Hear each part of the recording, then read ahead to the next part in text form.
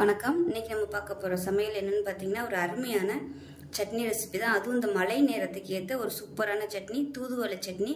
Taste நல்லா அட்டகாசமாக இருக்கும். இதில் வந்து தூதுவளை, கொத்தமல்லி, கருவேப்பிலை எல்லாமே போட்டிருக்கிறதுனால உடம்புக்கு ரொம்ப நல்லது.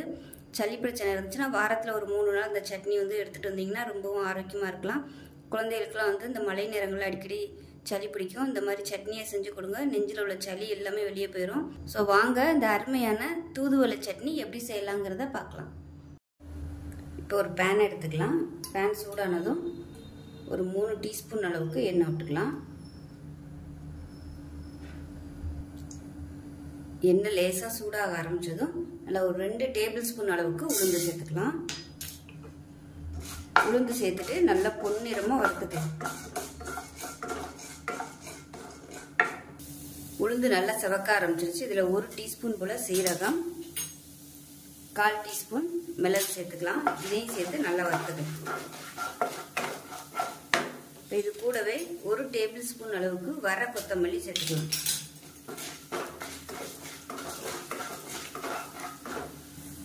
இப்போ இது எல்லாமே நல்லா வறுபட ஆரம்பிக்குது. இதில் 5 பூண்டு பல் சேர்த்துக்கலாம். அடுப்பு வந்து ஃபுல் அண்ட் ஃபுல் நான் குறைச்சி தான் வச்சுருக்கேன். இதில் சின்ன வெங்காயம் வந்து ஒரு 10 சின்ன வெங்காயம் சேர்த்துக்கலாம்.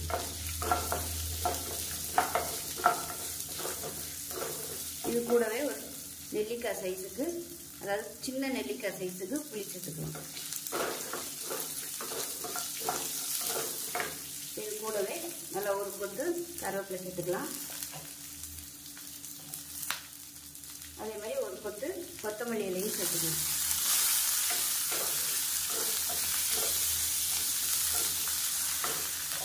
இப்போ இதில் காரத்துக்கு தேவையான அளவுக்கு வரமிளகா சேர்த்துக்கலாம். இது வந்து சின்ன வரமிளகா தான், எல்லாமே குட்டி குட்டியாக தான் இருக்குது. அதனால் வந்து ஒரு 10 சேர்த்துருக்கேன் நான். பெருசாக இருந்துச்சுன்னா நீங்கள் 4 மட்டும் சேர்த்துக்கோங்க போதும்.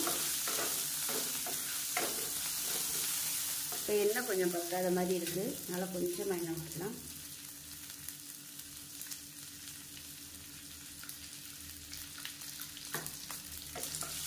இது எல்லாமே நல்லா வதங்கட்டும்.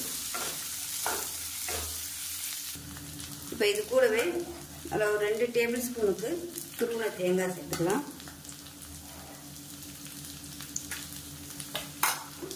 இந்த அளவுக்கு சேர்த்திங்கன்னா போதும்.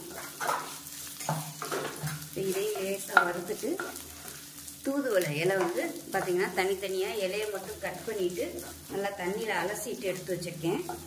இப்போ இந்த இலையை சேர்த்துக்கலாம்.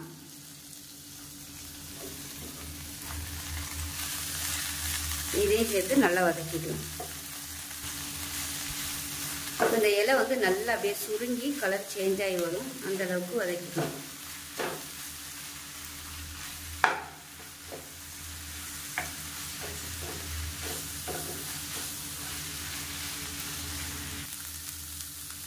இப்போ பாருங்க நல்லா வதங்கிடுச்சு. இப்போ இதில் தேவையான அளவுக்கு உப்பு சேர்த்துக்கலாம்.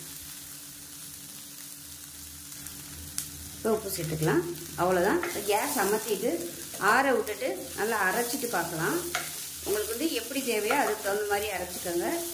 தண்ணியாக வேணுனாலும் தண்ணியாக அரைச்சிக்கலாம். கெட்டியாக துவையல் மாதிரி வேணுனாலும் துவையல் மாதிரி கெட்டியாகவும் அரைச்சிக்கலாம். இப்போ இதை ஆறட்டும். ஆறினதுக்கப்புறம் பார்க்கலாம் அரைச்சிட்டு. இப்போ பாருங்கள் சட்னி வந்து நல்லா அரைச்சாச்சு. இது ஒரு பவுலுக்கு மாற்றிக்கலாம். நான் வந்து இந்த அளவுக்கு கொஞ்சம் கெட்டியாக அரைச்சிருக்கேன்.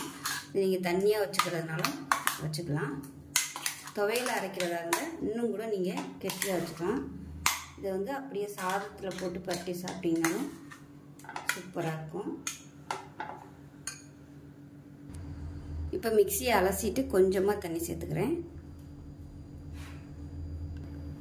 இப்போ இதில் பார்த்தீங்கன்னா கடுகு, உளுந்து, பெருங்காயம், கருவேப்பிலை போட்டு தாளித்து வச்சுருக்கேன். இதை வந்து அப்படியே அதில் கொட்டிடலாம். நான் வந்து முன்னாடியே தாளித்து வச்சுட்டேன்.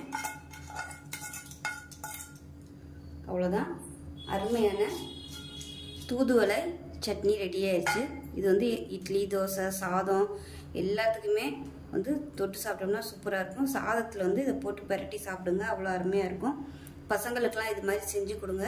இதோட டேஸ்ட்டு பார்த்திங்கன்னா நம்ம கருவேப்பிலை, கொத்தமல்லி எல்லாம் சேர்த்துருக்கிறதுனால நம்ம கருவேப்பிலை சட்னி சாப்பிட்டா எந்த டேஸ்ட்டில் இருக்குமோ அதே மாதிரி தான் இருக்கும். நல்லா அட்டகாசமாக இருக்கும். ஸோ இது மாதிரி செஞ்சு பாருங்கள். அதுவும் இந்த மழை நேரத்துக்கு இந்த சட்னி வந்து வாரத்தில் ஒரு 2 நாள் இல்லை ஒரு 3 நாள் வச்சு சாப்பிட்டிங்கன்னா நெஞ்சில் உள்ள சளி எல்லாமே உங்களுக்கு வந்து வெளியில் வந்துடும். ஸோ பசங்களுக்கெலாம் இது மாதிரி செஞ்சு கொடுங்க. உண்மையான தூதுவளை சட்னி ரெடி ஆயிடுச்சு. பசங்களுக்கு இது மாதிரி செஞ்சு கொடுங்க. செஞ்சு கொடுத்துட்டு நீங்களும் சாப்பிட்டு ஹெல்த்தியாக இருங்க. ஸோ இந்த வீடியோ பிடிச்சிச்சுன்னா லைக் பண்ணுங்கள், கமெண்ட் பண்ணுங்கள், சேனலை சப்ஸ்கிரைப் பண்ணுங்கள், பக்கத்தில் உள்ள பெல் பட்டனையும் ப்ரெஸ் பண்ணுங்கள். நன்றி.